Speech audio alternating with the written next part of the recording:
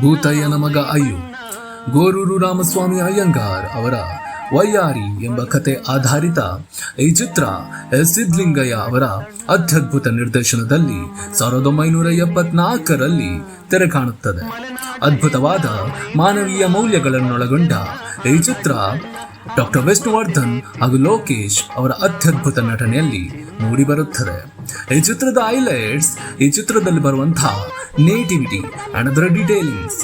ಈ ಚಿತ್ರದಲ್ಲಿ ಅಂದಿನ ಕಾಲದ ಧರ್ಮಸ್ಥಳ, ಎತ್ತಿನ ಓಟ, ಅಂದಿನ ಕಾಲದ ಮದುವೆ ಶಾಸ್ತ್ರ, ಹಳ್ಳಿ ಜೀವನದ ಸೊಗಡು ಹಾಗೂ ಜನರ ನಂಬಿಕೆಗಳನ್ನ ಅತ್ಯಂತ ಅದ್ಭುತವಾಗಿ ಸೆರೆ ಹಿಡಿಯಲಾಗಿದೆ. ಜೊತೆಗೆ ಈ ಚಿತ್ರದ ಕ್ಲೈಮ್ಯಾಕ್ಸ್ ಜನರ ಮೆಚ್ಚುಗೆ ಹಾಗೂ ಪ್ರಶಂಸೆ ಪಡೆಯುವಲ್ಲಿ ಯಶಸ್ವಿಯಾಗುತ್ತದೆ. ಕೇವಲ 12 ಪುಟಗಳ ಸಣ್ಣ ಕಥೆಯನ್ನ ಚಿತ್ರರೂಪಕ್ಕೆ ಇಳಿಸುವ ಎಸ್ ಸಿದ್ಲಿಂಗಯ್ಯ ಅವರ ಕಲಾ ಕೌಶಲ್ಯಕ್ಕೆ ಕೈಗನ್ನಡಿಯಾಗಿರುವಂತಹ ಈ ಚಿತ್ರ ಬಾಕ್ಸ್ ಆಫೀಸ್ ಕೊಳ್ಳೆ ಹೊಡೆಯುವುದರ ಜೊತೆ ಅಂದಿನ ಕಾಲದಲ್ಲಿ ಹಿಂದಿ, ತಮಿಳ್ ಹಾಗೂ ತೆಲುಗು ಭಾಷೆಗಳಲ್ಲಿ ರೀಮೇಕ್ ಕೂಡ ಆಗುತ್ತದೆ ಹಾಗೂ ಕನ್ನಡ ಚಿತ್ರರಂಗದ ಮೈಲುಗಲ್ಲಾಗುತ್ತದೆ.